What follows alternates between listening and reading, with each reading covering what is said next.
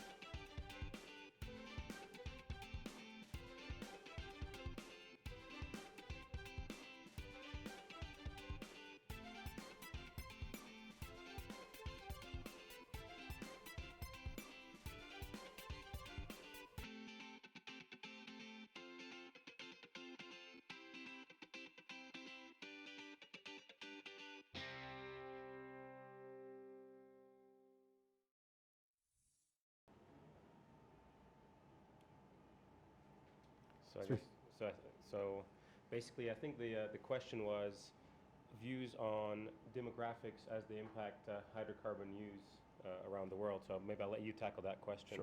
Sure. So, the oil market, oil prices have really been supported by two things. One is the growth from the emerging markets such as China, India, Brazil, and their demand for crude oil and the ability of supply to be able to keep up with that. But one of the things that we think could really bring to the forefront over the next several years here is the aging demographics in the developed countries such as the United States, Western Europe, and Japan. And as you mature or grow older, you consume less oil, and these three areas account for 40% of global oil demand. And one of the surprises to the market over the next several years here will be actually declining demand from these regions here as the demographic shift from those areas actually age.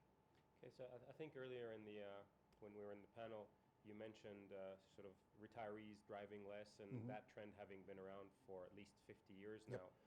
How do you see that maybe in a bit more detail playing out? And one of the questions that you received was around, is there enough growth coming from the developing countries to balance that, or maybe not? Yeah, I think near term, you are still going to experience decent or strong growth from the developing economies that you see here. But one of the challenges will be the acceleration of that growth that you have within the region here, such as, China and India. A lot of these economies are still export driven and relying on countries like the US and Western Europe in terms of consumption. And until you see meaningful inroads in the middle classes of those areas here, you will still continue to see growth there, but not to maybe the acceleration where expectations were just a couple years ago in terms of demand for oil growth. Okay, I think we had a question from the audience. If maybe someone could pass it on to us so we can address it. Just doing some translation here. So.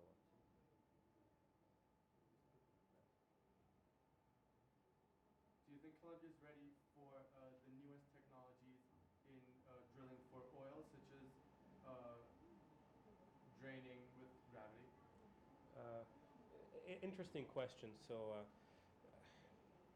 do I think Colombia is ready for new technologies? Well, if you look at Colombia over the last decade, you've seen a fair amount of technologies that were new to Colombia get introduced.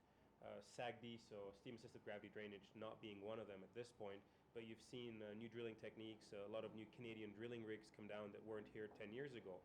So I think Colombia's oil industry has definitely adapted very well to learning from the experience of other oil industries out there, such as Canada and the US and Europe. What will the next 10 years bring? We've got Pacific Rubiales right now as we speak. They're piloting what I would argue is even more cutting-edge technology than steam-assisted gravity drainage, which is what we see in Canada and the oil sands. They're actually piloting what they call the STAR technology, so it's a bit of a fire flood. So you're using heat to improve recovery rates.